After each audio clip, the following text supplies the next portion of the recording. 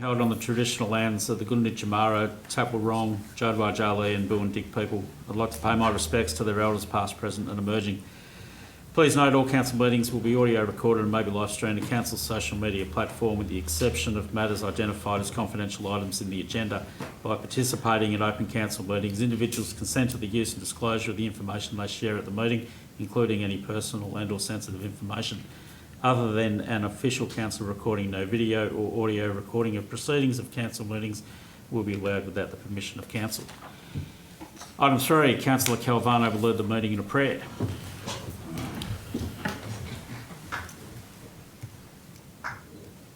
Almighty God, grant to this council wisdom, understanding and sincerity of purpose for the good governance of this Shire. Amen. Item 4, there are no apologies. Item 5, there's no declaration of interest. Item 6, management reports. 6.1, annual report 2024-2025. Mr CEO. Thank you, Mr Mayor. Councillors, in accordance with Section 98 of the Local Government Act 2020, Council must prepare an annual report in respect of each financial year.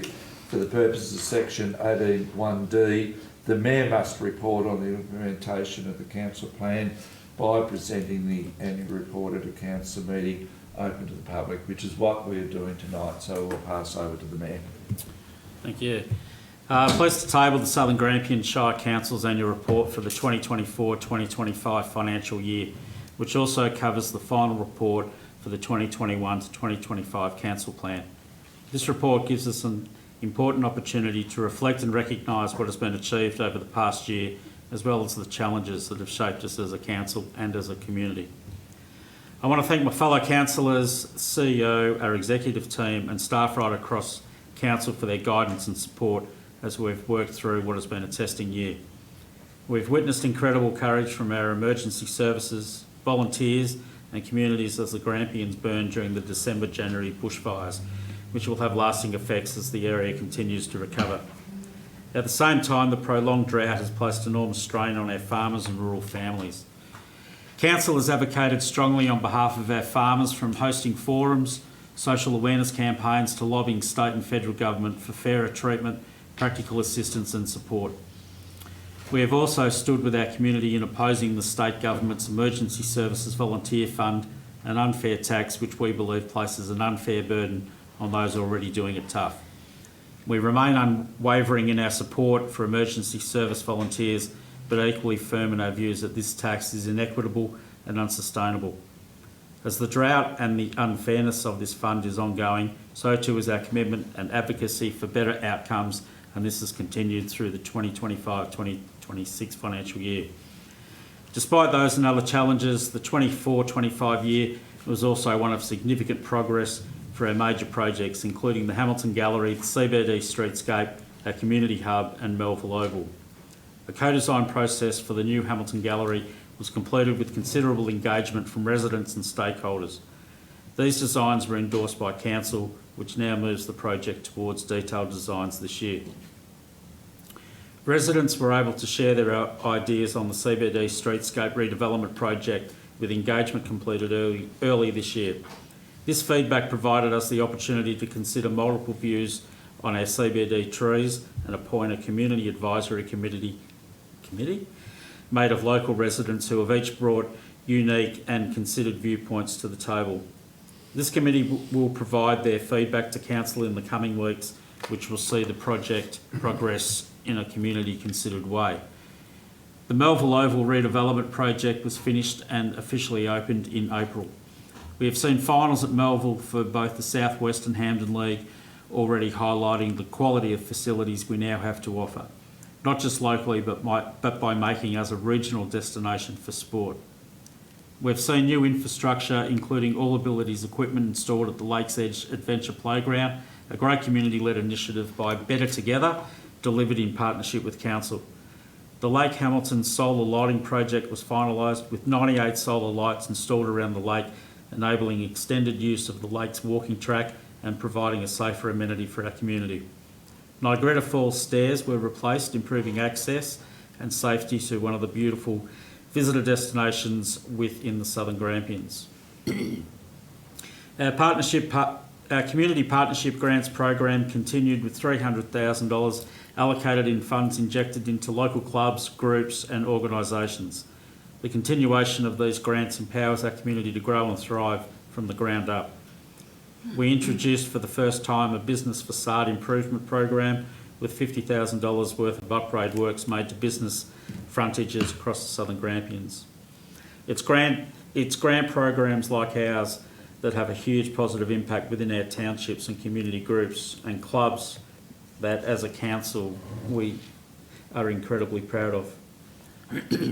We delivered an ambitious capital works program improving local roads and assets with 113 kilometres of road rehabilitations completed. Council staff have been working hard in the space of sustainability and delivering innovative solutions to our waste management. Council committed to delivering on-site organics processing and an on-site organics processing facility to be located at the Hamilton Transfer Station, which will turn food and garden organics and waste from HRLX into a usable and sellable product. We look forward to progressing this project in 2026. 2024-25 has been a year of growth. We have positioned the Southern Grampians for a stronger future, one that honours our agricultural roots while embracing innovation and diversification. Council's 10-year financial plan ensures that we are planning responsibly and sustainably for the generations to come. I invite everyone to read through the 24-25 annual report and see for yourselves the progress that has been made, the lessons we've learned and the strong foundation we're building for the future. The recommendation is that Council receive the annual report for the year ended 30 June 2025, including the progress on implementation of the Council Plan 2021 to 2025, and 2, authorises the Chief Executive Officer to make minor amendments to the annual report if required. I have a mover, Councillor Henry, seconder, Councillor Barber. Are there any questions of the CEO? Councillor Henry, you wish to speak to the motion? Only briefly, and that's just to thank our community and our organisation and my fellow councillors for their input and even the past councillors that were in the previous term. This was a combined group effort, and I think the report speaks to the amount that we've achieved. Councillors, any discussion? Just go to the vote. Those in favour? Carried. Item 6.2, Asset Plan 2025 to 2035. Director Scanlon.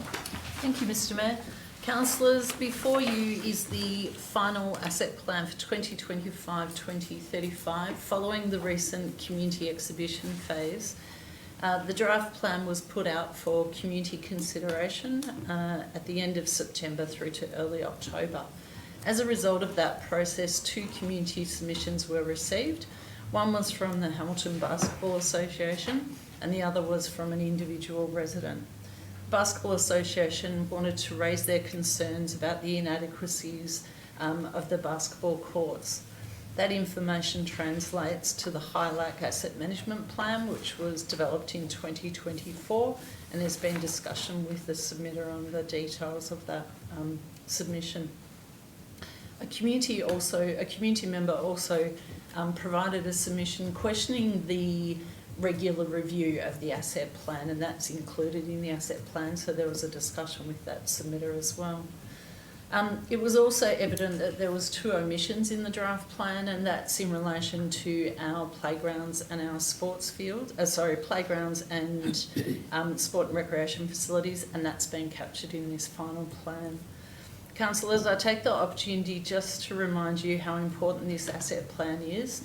It provides an integral guide which really informs our long-term planning. So it has a very strong relationship with our long-term financial plan, but also our strategic plans across our assets, but also informing service levels. The final plan is before you, seeking endorsement. Thank you. Mover. Councillor Henry.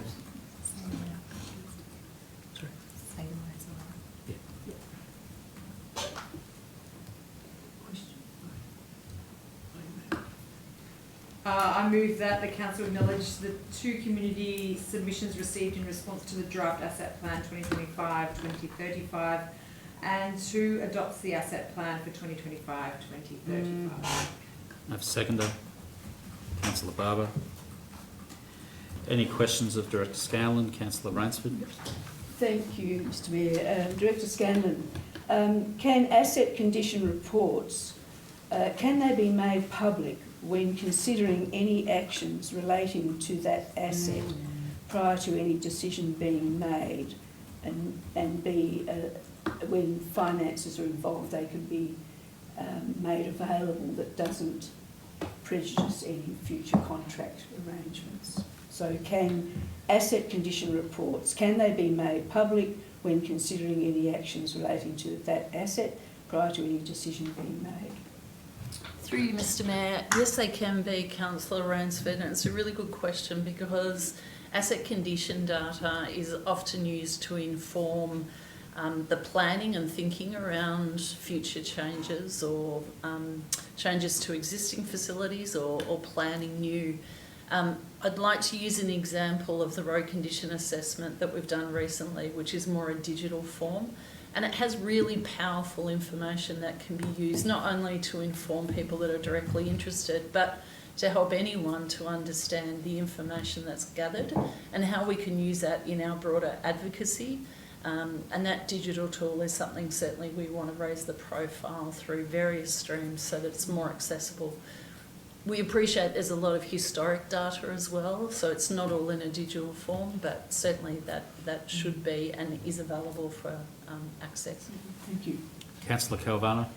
Thank you, Mr Mayor. In the discussion, Mr Mayor, council asset plan is reviewed every 4 years. So I was just wondering, can it be reviewed before the 4 years elapse? Thank you. Thank you, Mr Mayor. Councillor Calvano, yes it can be, and typically that is triggered if anything significant changes. Reviewing every 4 years is considered to be a minimum requirement. Thank you very much. Thank you, Mr Mayor. Councillor Henry. Just following on from that question, given that some of our data is exceptional and very mature and some of our data is what we would consider immature and we have gaps in our knowledge of our asset conditions, would maturation of data trigger a re-look at the asset management plan? Through you, Mr Mayor, yes, correct, Councillor Henry, and it's not only our maturity but also what that influences, whether it's advocacy or other strategic plans as well, so that can certainly be a key trigger. Councillor Calvano. In the maturity, thank you, Mr Mayor. In the maturity, who is the respondent? Who puts it forward that it's mature or immature? Thank you, Mr Mayor. Councillor Calvano, I'll break that into 2 components. So when we're undertaking the assessment of the condition of the assets, typically we would use expertise, that can be both external or internal, to assess the assets. So that it's important that it is independent, but also depending on the asset, that assessment is undertaken in accordance with requirements specific to that asset. So, for example, for roads and footpaths, we are heavily guided by the Roads guidelines in terms of the specifications.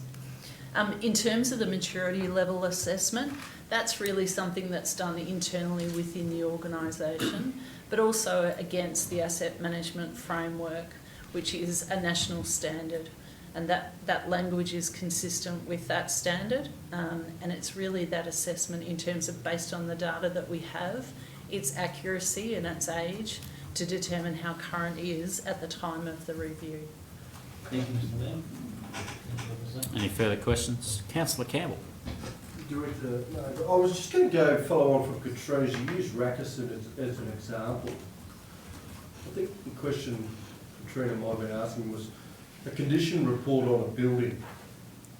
Is that able to be disclosed to the public before we make a decision in the council chamber? Through you, Mr Mayor. Yes, it is, and I'll just put it in that context. If we were bringing a report forward on a particular building, typically in the reports we would talk about the condition and really use that data, whatever the rationale is for the report. At the moment, we don't have all those condition data on our website, etc. But that's the sort of information we talk with stakeholders and community members when we're unpacking and planning for that way forward. Any further questions? Councillor Henry, you wish to speak to the motion? Just to thank the authors of the report. It's a considerable amount of work and time has gone into this, and it just gives us a better understanding of where we're at financially and where we need to turn our focus to in the next 10 years, where the gaps are, where we need to consider new ways of thinking around our asset management and timeframes. But in the end, information is power, and that's what this report provides. So I commend it. Any further discussion? Go to the vote. Those in favour? Carried. Item 7, there's no urgent business. Item 8, there are no confidential reports, and I declare the meeting closed at 5:46. I said that.